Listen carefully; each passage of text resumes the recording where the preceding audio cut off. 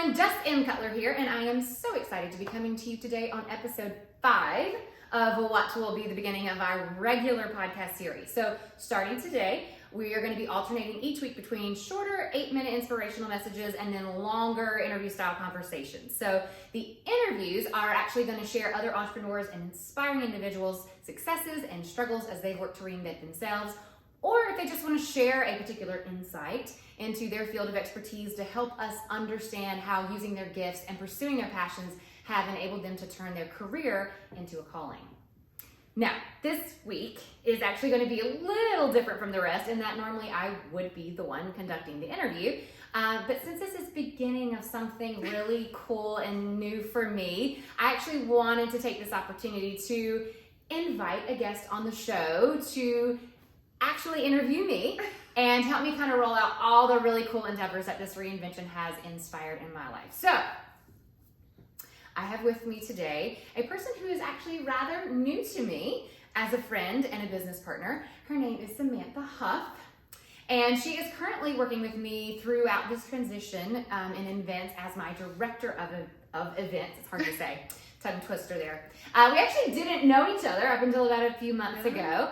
And actually it was a mutual friend. He heard me talking about this unicorn of a person that I needed to find. And actually after I left that coffee meeting with him, he sent me your resume and he was like, you don't know her, but this is your girl.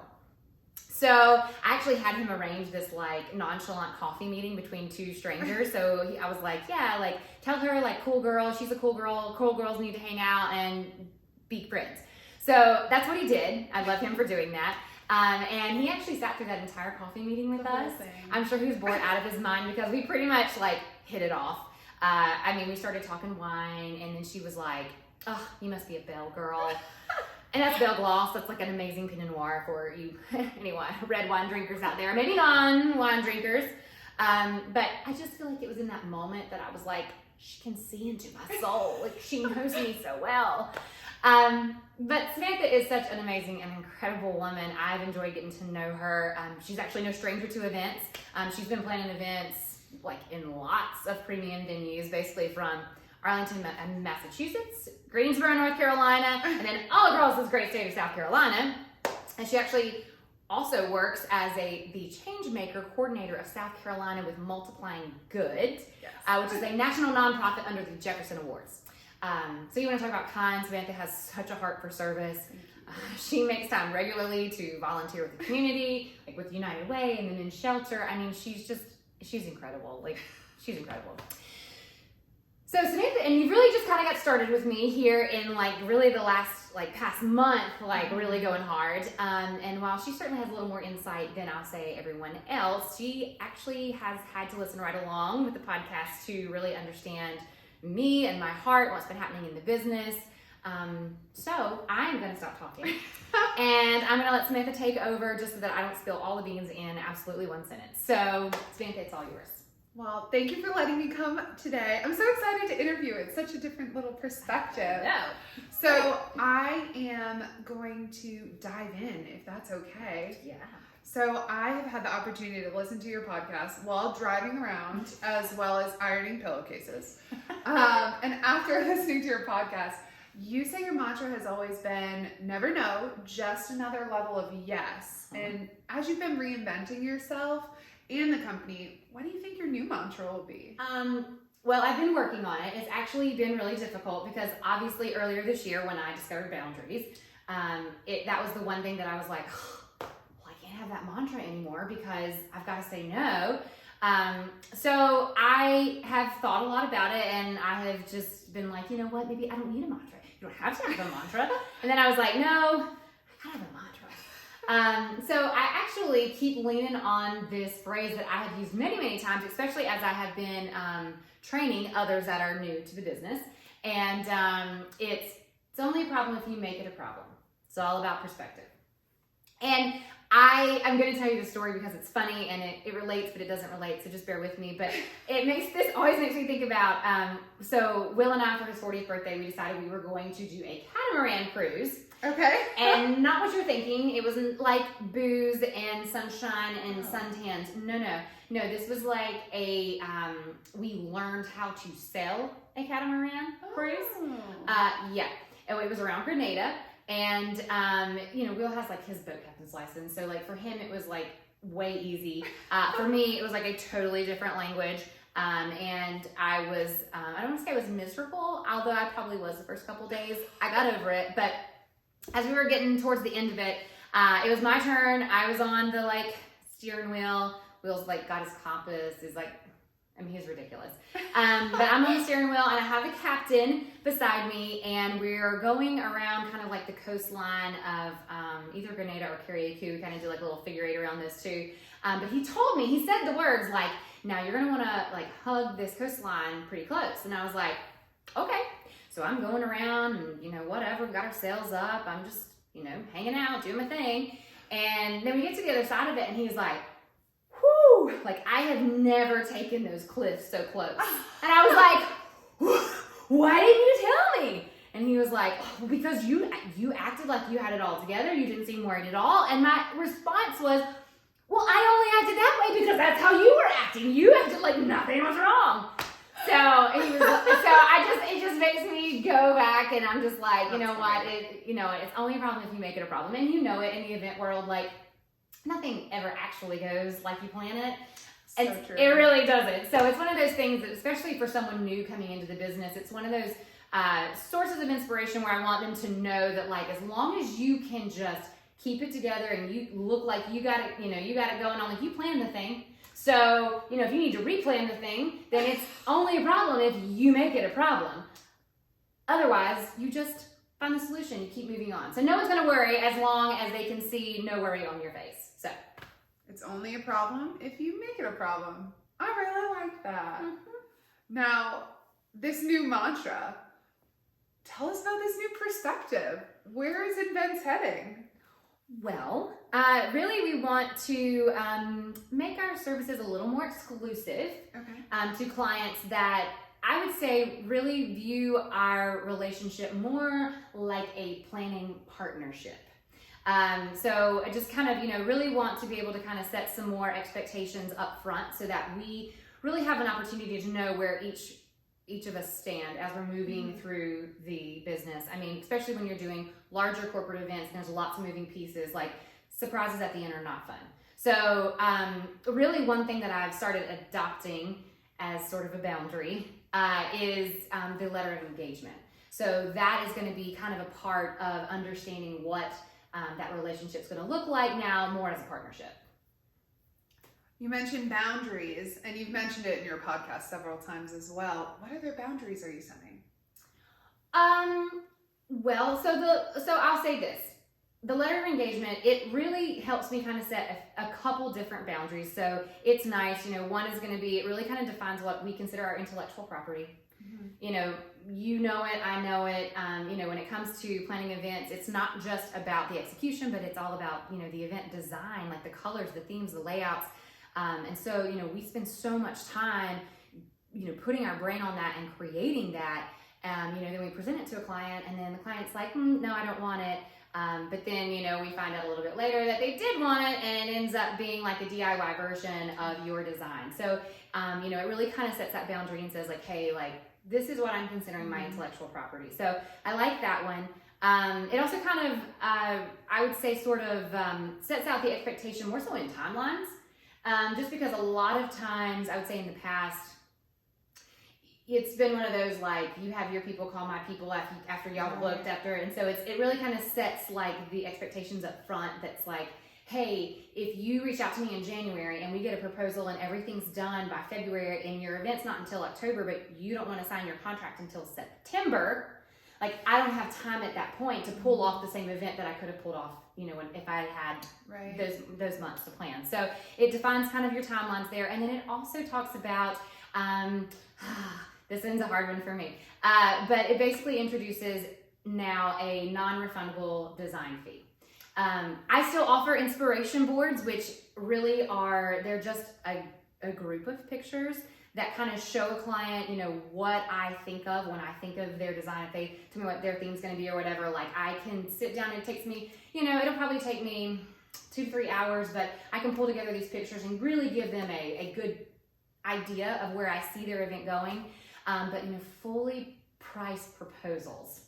Right. Especially on events that have multiple vendors. Like I could spend anywhere between 20 to 40 to 50 to 60 hours basically putting all that together. And, you know, so ultimately when they get a fully priced proposal, like at that point, if they were like, yeah, it looks great, then at that point, it's just a matter of saying yes to that final design. So it also has allowing me to, we'll say like not work for free anymore. Right. So that one's been a tough one, I feel like, for me, but it's also one of those things that every time I roll it out to a client, their first response is usually like, yeah, I don't know why you haven't been doing that before. So I'm like, it's just one of those things where, you know, I'm like, oh, I really had to learn that one the hard way. But then the last boundary that I feel like I've really kind of put in place is time. So important. Yeah, like time actually spent in Envents. So, you know, I think on the very last podcast I said, you know, if everything's important, nothing's important. Right. And, you know, for me, the only thing that was important to me was Envents. So my time was limitless and, you know, my time went to nothing but Envents. So moving forward, I'm having to put limitations on my time, which is in turn forcing me to prioritize. And it's been nice because it's allowing me to actually let the things that are the most important things to me, like my family and my friendships and my relationships, like let those take precedence in my life and not be a slave to myself. I'm my own boss, a slave to myself, basically. Don't we all learn that the hard way, though? I think so. I don't know. I hope everyone learns it the hard way. I hope there wasn't like an easy button that I could have pressed that I didn't know about. I would be sad if there was an easy button and we both missed it. I'd be really happy. I just want to know about it.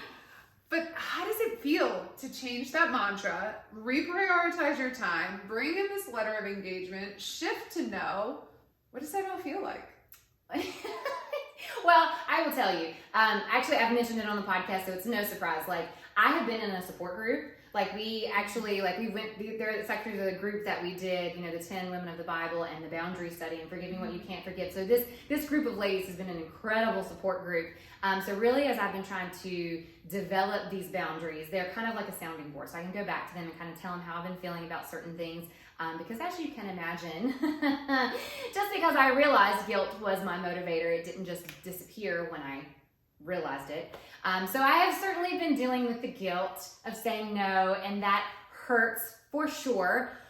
But I have been really, really excited that because I am saying no, and because I am limiting my time, and because I am like reprioritizing, I am finding time to do other things. Other things. And I'll say, like, obviously because I'm saying no more often, and it kills my soul to not say yes to everyone and be able to help everyone, it kind of got me thinking about how I could multiply myself, if that makes any sense. Meaning, obviously, if I can't help you directly, then I want to at least be able to help you in whatever capacity I can. So what it has allowed me to do is also start another company that's going to kind of come off of Envents. It certainly has event planning as like it's in the heart, it's in the forefront of this business, but it's Informs, and it's going to be this. It's more online, but it's like tips and tools and tricks for anyone that has an interest in event planning.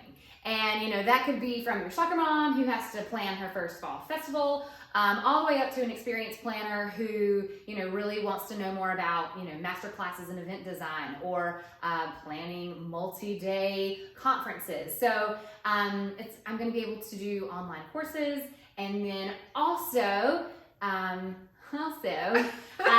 hopefully help, you know, 1 to 2 maybe coaching clients a year to be able to help them to start their own event planning company. So if I can't help everybody, then I'm at least going to try to help 1 to 2 or 10,000 people, whoever wants to watch, you know, the courses. I'm going to help them to be able to help those that I can't. So that's what I mean when I say I'm going to try to multiply myself. That is so exciting. I'm excited. So now we have Envents, Informs, this podcast. Mm-hmm. What other gifts are you hiding? Well, I'm a singer. I love to sing. Oh, I know. I love to sing. And, realistically, I feel like whenever I moved here to Myrtle Beach, I was trying to reject so much of the life that I had before. Like, that was so much a part of me. Mm-hmm. Everyone just, that's what they knew me as, was like the singer. So when I came here to Myrtle Beach, like, I just kind of stopped singing. And so I had an opportunity to join a band earlier this year, and that's been really fun. But what it ultimately did do for me is it put me in touch with some really other wonderful Christian musicians, and we are actually kind of starting our own thing. It's going to be a corporate band. We're going to be doing country because, your girl got a country belt, so it's got to have some country, but country and rock and roll and funk and jazz and all those things. And I know it's going to be called Crosswinds, so cool. I'm excited. It's going to be Crosswinds. And then also, I've talked a lot about how I have spent most of my life on stage. What I'm going to do, because I love being on stage. I mean, I hope no one has gotten that I have not enjoyed being on stage, because that's like my jam. I love it. It's probably the place that I feel the most comfortable. But I know I've mentioned John Maxwell many times in how successful people grow. He's been on the podcast. So he's really been important and influential to me as I have been growing through this self-development. And I've had this really awesome and unique opportunity to be enrolled in one of his leadership development certification classes. So I am also going to be sort of taking Enforms to sort of a next level in more of a maybe not event planning way, but just more so in an overall general leadership development, so that I can speak and coach and train just with some of those principles that John Maxwell has really, he's regarded as the number one expert in leadership development. So I really admire him, and I'm going to have this opportunity to also add public speaking and other types of engagements in that way. So singing, speaking, on stage. You just can't get me off stage. Obviously I can't stop talking. So wow, this is just wow. This is really a lot going along. Uh-huh. Aren't you worried? It was on an Ed Mylett podcast, and he said, if your dreams don't scare you, you're not dreaming big enough. And my dreams are scaring the bejesus out of me, so I know I am on the right track, for sure. So this big dream, how is it all coming together in your mind? Well, take a seat. I know. Okay. So just hang with me here. So ultimately, I'm kind of trying to tie this whole mission and this anthem really under one word. Okay. And the word is inspires. Oh, I like it. With an E, of course. Because, Envents, Informs, and now Inspires. It only makes sense. But if I could kind of describe it in a certain way, it's like the podcast is really like my heart. It is, my ability to really kind of share my heart with anyone, right? Anyone, so they can hear where I am. My feet are Envents and Informs. That's what's going to kind of keep me moving, hopefully kind of keep the money coming in. And then the other opportunities and ways to inspire people through the speaking engagements and the leadership development, and then also the entertainment, so engagements, entertainment. Let those be kind of like my hands to be able to reach as many people as I can. So really, I'm just trying to, build sort of this platform of just inspiration in whatever form that may be. But so that's kind of like the final thing, is this sort of brand of Jess M Cutler ENSPIRES.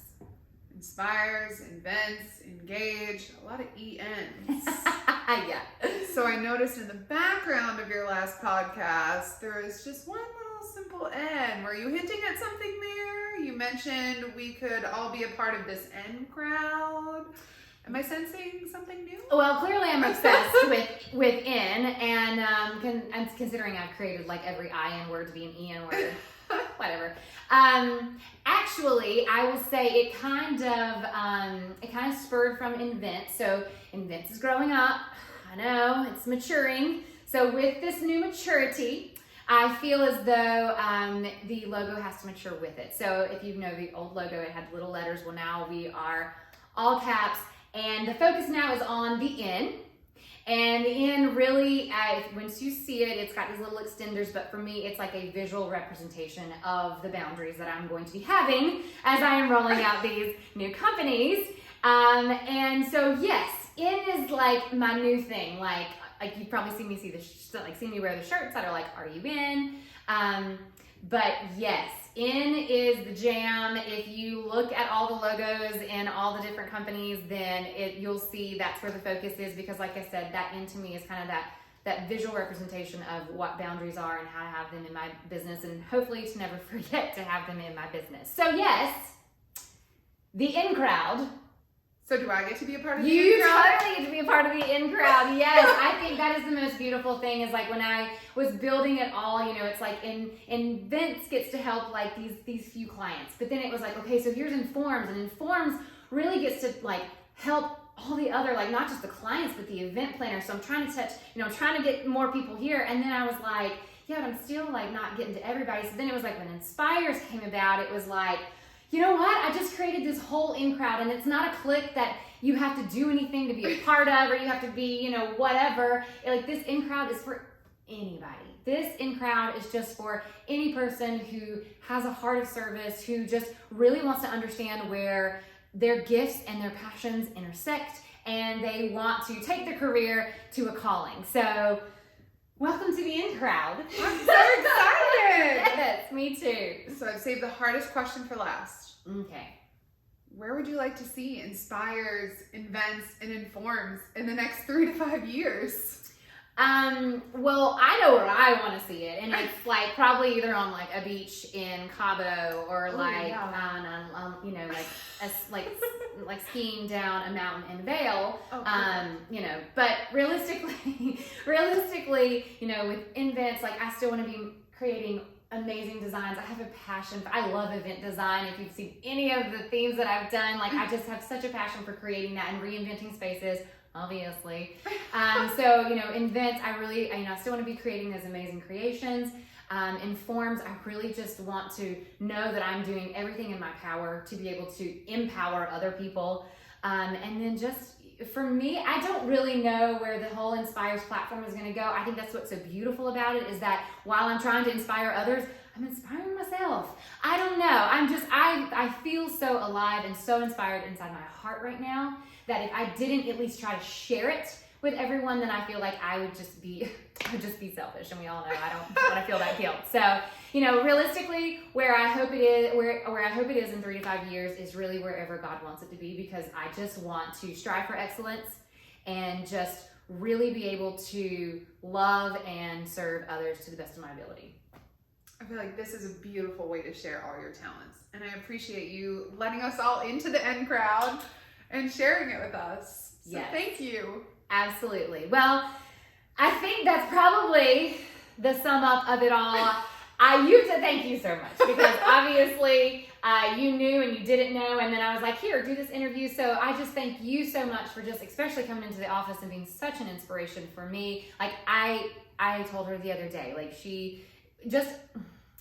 her energy in the office right now for Envents, it's just like, it just takes me to another level. So just your energy is so contagious. So thank you for being a part of the in crowd with me. So this will conclude the end of our episode 5. This is the end of hearing me do all the talking. So hopefully from this point forward, I will not be talking as much. I'll be doing some interviews. We'll have some really awesome guests coming on, and then also doing those 8-minute inspirations. I'm thinking I'm leaning pretty hard on the 5 love languages. I've mentioned it a couple times. So I think that's probably where we're going to get started with our 8-minute inspiration messages too. So we'll dive a little deeper into those qualities. But as we increase the in crowd with intention, we hope to be your source of encouragement, insight, and of course, most of all, inspiration. So thanks for tuning in to the Inspires podcast, and we'll see you next week.